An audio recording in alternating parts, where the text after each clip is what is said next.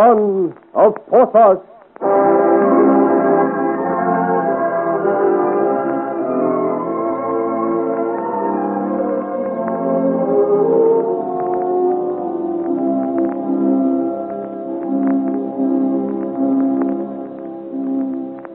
As a result of Joel's scheming and the efforts of Friquet, Bonlaurent, and the others, the city of Freiburg has fallen to the French.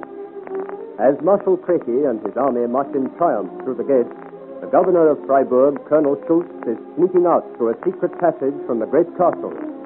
Determined not to suffer the humiliation of handing his sword and the keys of the city to the conquering marshal, he is using the way of escape from the doomed city. Unfortunately for the corpulent colonel, as he opens the door, he is confronted by the enormous and forbidding figure of Joel. Going somewhere, Colonel Schultz? Humba. A slight correction, Colonel. Captain Joel of Lacmaria of Marshal Criquet's army. What do you want? What are you doing here? I came for you. My dear Colonel, you were such a good host last night that I am anxious to introduce you to my commander, Marshal Créqui, who is now entering the city. I was just going to get my cloak and hat so I could meet him with due ceremony. This cloak and hat? Where did you get that? I borrowed them last night. They were most useful, I assure you. But I am no thief and have brought them back to you that you may dress suitably for the handing over of Freiburg. Never. What did you say? Never. Freiburg you may have, but Franz Schultz, never. So you were running away, my friend. What a good thing I came along in time. Marshal Créqui would have been most disappointed not to have met you. But you are too late. Look there. Where? Now I have you. No, you haven't. So you thought I would fall for such a trick as that? Oh, Colonel Schultz, you must be desperate indeed to try such a thing on me. Oh, no, my friend, don't edge around that way, for I am ready for you, and my sword shall speak for me if you go too far. Then let it speak. So you've tried to shoot me and failed. Now you try the sword.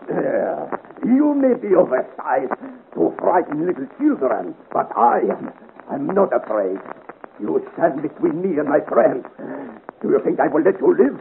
Do you think I, Franz Schultz, will kneel before the French marshal and offer up my sword? Yes, monsieur, I think you will. Then you think wrongly.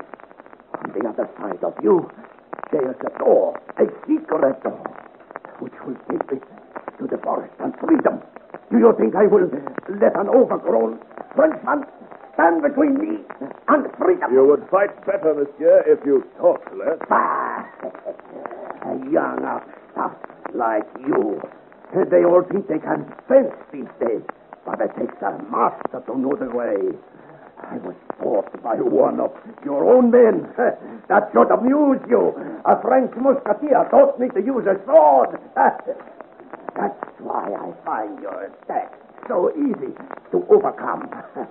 I know all your thrusts. Here's one perhaps you do not know. I call that the thrust of Porthos. Well, monsieur, have you anything to say? I am at your mercy, Captain. No, do not shiver, Colonel. I will not kill you. At least, not yet. There has been enough death in Freiburg this day. Besides, you have work to do. Work? I brought your cloak and hat. It is your duty to hand your sword and the city's keys to my Lord Marshal Créqui. I don't intend letting you miss that ceremony. Come now. The Lord is waiting in the square. I will carry your sword for you, just in case. Are you ready? Then march!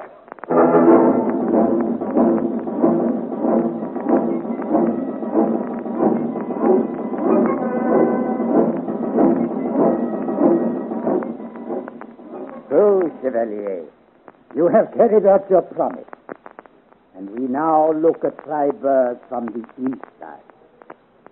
It is to you, Chevalier, we owe this victory, to the King's arms. And to my comrades. Of course. I have already spoken with Captain Friquet and the good Bonlaurent. You are all to be congratulated on this day's victory. The impatience of youth has done well for itself today. Our campaign is over. Over? You mean... Technically. The ceremony in the square half an hour ago, when Colonel Schultz handed over his sword and the keys of Freiburg. At that moment, our campaign was over. With the capture of Freiburg, we have drawn the teeth of the Prince of Lorraine. France has no more to fear from Duke Charles. Of course, there are things to be done still, but the campaign is over. And the king only charged you to keep me by you until that was accomplished. That is so. But I have one more duty to require of you. Oh, my lord, most willingly would I serve you in any way, but I am most anxious. You will not mind this duty, Chevalier, I assure you. Here are the flags handed over to us today by the enemy, the standards of the Imperial Regiment, the Connacht, and the Town Guard. Someone has to ride with them to Saint-Germain. You mean I am to take them? None is more worthy of the task, and none has better reason to make haste. My lord, the king shall have his flags without delay. I shall leave immediately. I knew I couldn't have chosen a more eager messenger.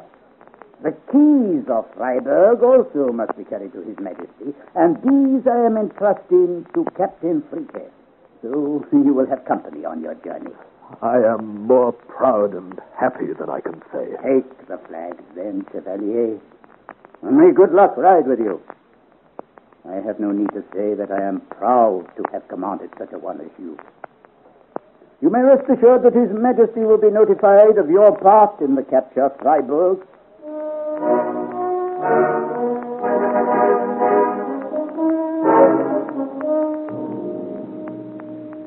While Joel is thinking of Aurore and how soon he will be able to see her again, and while Friquet is saddling the horses and dreaming of his beloved Paris, far away in the good town of Saint-Germain, Aurore de Lochmaria is thinking of Joel and Freiburg.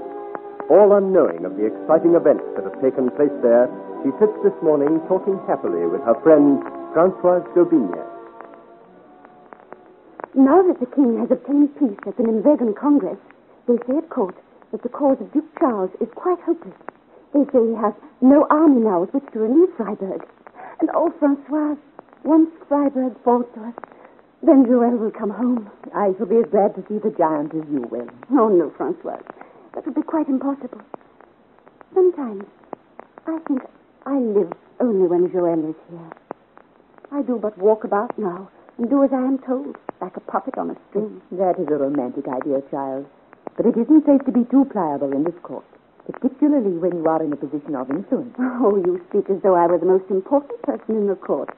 And I am only the Queen's reader. I speak for your own good. Oh, dear Françoise. You look after me as well as all the children, don't you? But you've no need to worry. I am much too busy now to get into mischief. My Lord Montpensier has driven us all to distraction these last few days. I vow if the king had come home yesterday, we'd have been in The king? What is it you say? What's the matter, Françoise? You knew the king was due back from Nimwegen yesterday. No, I did not know. You did not tell me, and you know how little contact I had with the palace, even though I lived so close. Oh, well, it doesn't matter. I meant to tell you. Oh, child, I wish you had. You promised you would tell me everything. Oh, truly, I am sorry, but I forgot. In any case, he did not come. But he is due back soon. They say on Friday. Why? It is of great moment to me. To you? Françoise, is anything wrong? You have gone quite pale. No, of course there is nothing wrong. But why were you so distressed? Why was it so important that you should know when His Majesty returns? Has it something to do with the Marchioness? No, at least he is out of this. No, it was something quite different. And, as you say, it does not matter. He did not come back yesterday, and so heaven has granted me a little grace. There is still time. I do not understand what you are talking about. Never mind. It is nothing. What time are you due back at the palace? Oh, immediately. With His Majesty returning this week, you may imagine the state Montpensier is in. And everyone else, for that matter. The arrival of the king seems to bring every intrigue and scandal and doubtful scheme bubbling up to the top again. Everyone has an axe to grind when the king comes home. I'm glad you realize all this. Oh, it has nothing to do with me. I'm just a simple country girl, well outside all these plottings and plannings. And your friend, the Duke of Almada, is he outside it too? Oh, I should think so, because of his official position. I do wish you liked him better, Françoise. He has been so kind to me. And since it was rumored that the king was returning, he has made time to see so much of me, as if he knew how tired and busy I was. He has kept a most fatherly eye on me. That is very kind of him, I'm sure. He thinks I am looking pale. He thinks Lord Montpensier is working me too hard. He wants me to take some potion. No. What is the matter? If you are not well, Aurore, you should see Her Majesty's doctor. He would prescribe for you. But there is nothing wrong with me. Unless perhaps I am tired and lonely for Joël. Then do not take this potion recommended by the Duke. Why, you speak as if it would poison me. But I have taken it before. You remember I told you how the Duke looked after me that time on the Sumoa Road when Joël... Yes, I remember. But this time... Oh, Aurore, take care of yourself, I beg of you. Of course I shall. Don't worry on my behalf. Oh, now I must go. I'll come and see you again soon. Goodbye, Francoise. Goodbye, Aurore. Goodbye, child. Honorum will let you out. And would you send him back to me? I have a message for him to deliver. I will. Goodbye. Oh, heaven help the child. Her eyes are too clear to detect the web that closes around her. Where is my quill and paper? I hoped I'd not have to write this note. But now I have no choice. To Chevalier de Locmaria, Freiburg. Oh, is that you, Honorin? Come in. I have a message for you to deliver. It is most urgent and most confidential. I can trust it only in your hands and... Oh, my lady. Madame la Montespan. What are you doing here?